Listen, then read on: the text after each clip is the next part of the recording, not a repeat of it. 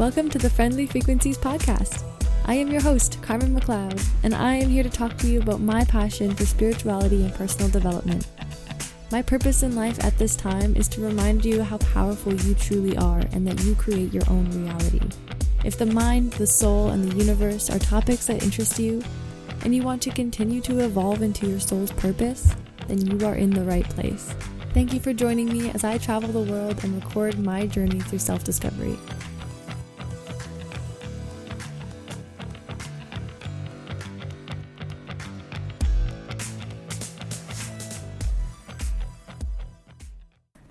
Hello everyone! Thank you for being here to listen to another episode of me talking.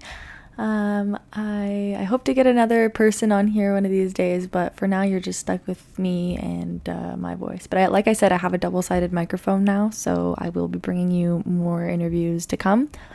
But for now, it's just me. And today I want to talk about full self-acceptance and how that is related to your relationships and coming from the source of your power as a woman. I've mentioned this before, is something that I learned at the Women's Weekend. And I can just give you a little tidbit from Justin's book. Justin Sterling is the one who created the Women's Weekend, and I just finished reading his book over the weekend, or last weekend, and I loved it.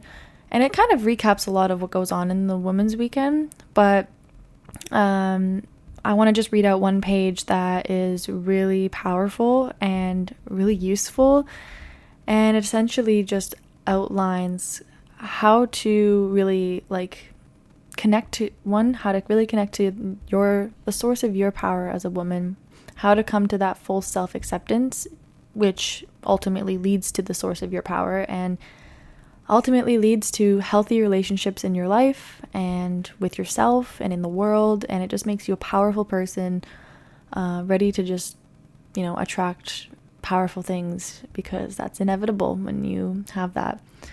So all of this just from one page. I know be excited. It's a good one. So I will go ahead and read it, and then I will talk a little bit about how that relates to my life. So the page is called Discovering the Source of Your Power as a Woman.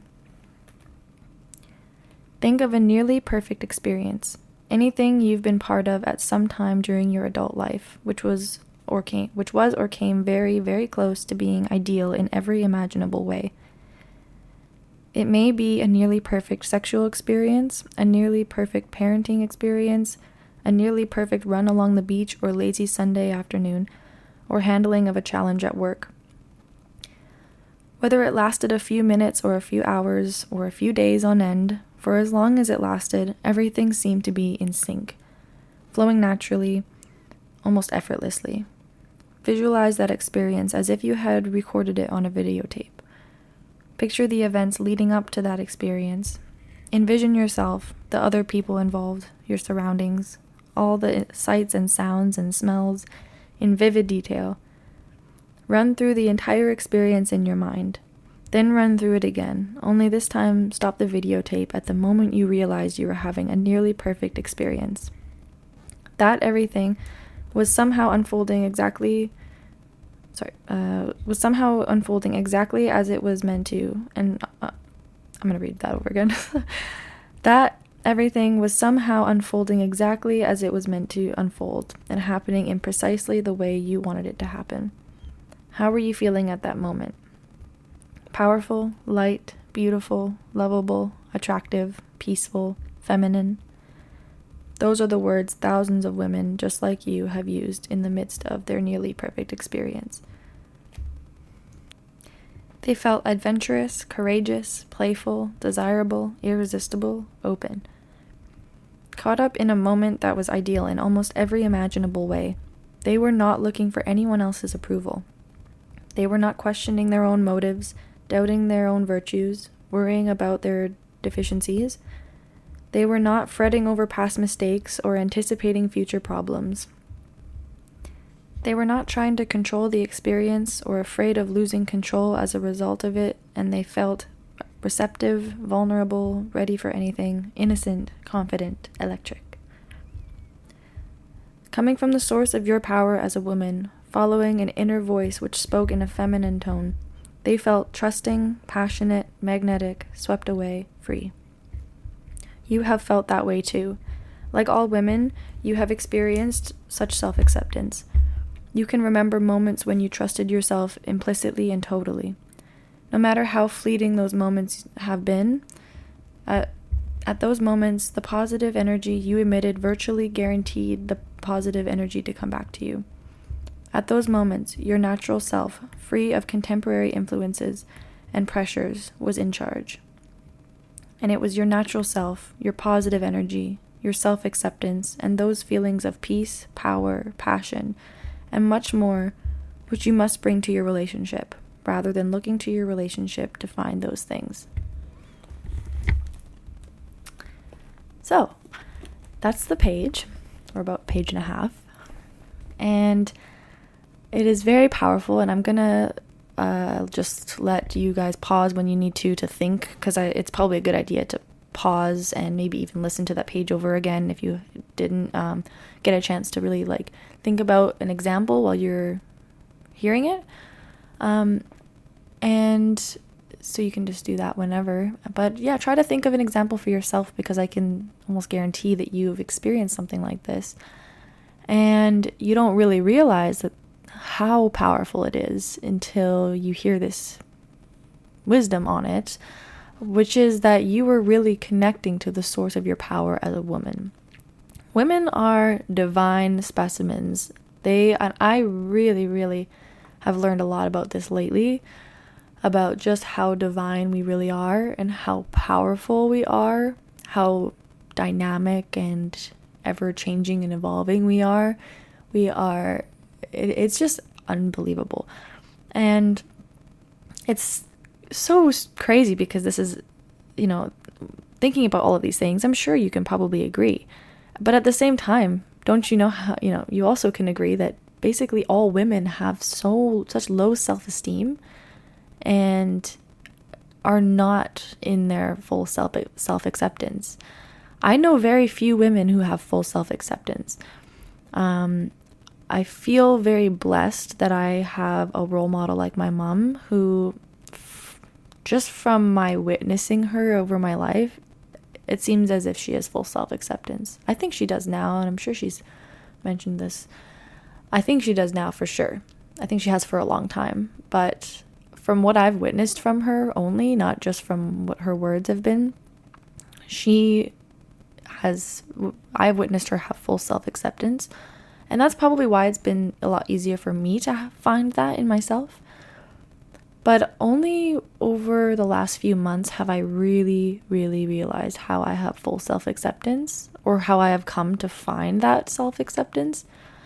And I think that it just came from, one, it was, I think that I was on the fast track to finding this as soon as I graduated, because I had no more distractions. And I've been able to really focus on what lights me up. And I have been filling my life and all my time with just things that I want to do and things that I love, that make me feel good, and that I have time to be generous and time to focus on myself, to focus on the ones I love. I feel like I'm on kind of a fast track because of all of this. I don't have the distractions that many people have. And so I feel really blessed for that. But reading this page, I thought of a time where I felt that full self-acceptance. And so I'll talk a little bit about it. I mean, I've felt this, I feel like, kind of nonstop for the last few months, ever since I started traveling. But the example I'm going to give is actually not from my travels. It's actually from a few weeks ago. No, last weekend. I was on the island, like I said, on Vancouver Island, and I decided, I went over there by myself. I usually go by myself and, just kind of chill at the beach all the time, because I really just love, I love just hanging out at the beach even by myself. I love it by myself, actually. I've become very in love with my own presence, to be honest. When it's just even if I don't have someone to come with me, I kind of almost prefer it sometimes. So that's why, so anyways, I went to the beach and spent the day there. I even did a little bit of mushrooms, and not like a full trip, but just like a like a half trip. So it kind of didn't really do that much to me. It was just kind of like, why not? I'm spending the day at the beach. Like, I just want to enhance it, get some, it might make my meditations a little bit more in depth, and, I was like, why not? I also wanted to do some before I go back traveling, because it's kind of, you don't know what you can find out there. And, I'm like, I might not get to do it for like a year. So anyways, I don't actually think that it's because of the mushrooms that I felt this way. I feel like because I barely even felt them, but it definitely probably enhanced it. But I just remember that day just sitting at the beach, and this beach is so special to me too. I've been going to this beach my entire life, and it's actually it's like a private beach that's on a kind of retirement home / trailer park thing. It's like a fancy trailer park where old people kind of live. My grandparents used to live there, and now my aunt and uncle live there, so I go visit them there. So that beach I've been going to my entire life, and so I felt like it's a very spiritual place for me, and I was able to spend the whole day at that beach, and I just felt so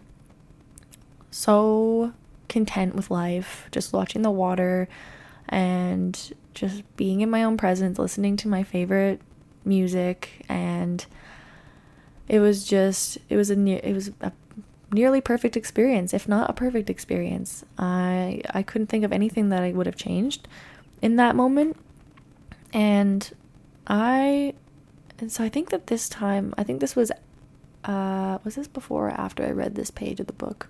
I'm not sure, but I don't remember well. Like, at this moment in time, I was not thinking about this page of the book. I may had already read it a few days before, or I may have read it the next day. I can't remember. It was this weekend that I read the book, so who knows. But when I read when I read this page, I go back to that moment where I just felt like I was in full self-acceptance, and just almost in tears just by how happy I am, and how thankful I am to be who I am, and all of this.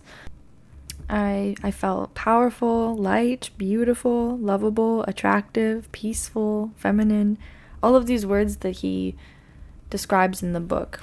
And I really just knew that I was on the right path, and so thankful that I really enjoy my own presence. And I think the reason I enjoy my own presence so much is because I've come also to this level of self-acceptance, and it's still a journey, because it's not like, I think I'm going to continue to be working on my self-acceptance throughout my whole life, because I'm not sure if I have 100% self-acceptance. Probably not.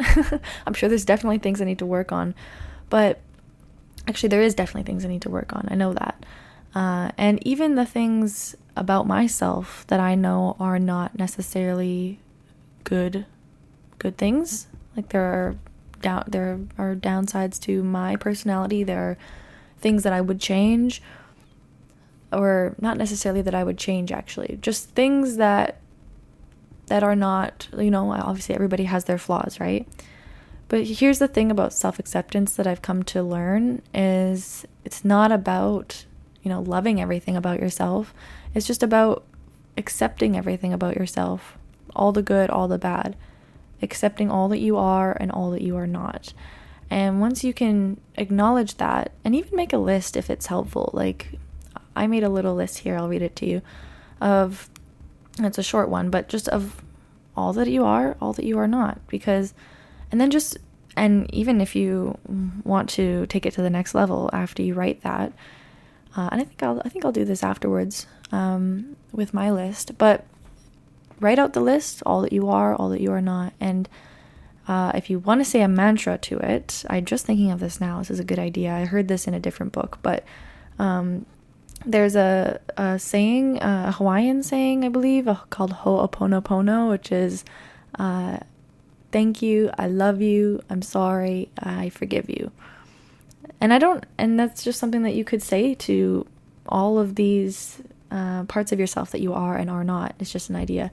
When I heard this one, I've heard this Ho'oponopono a few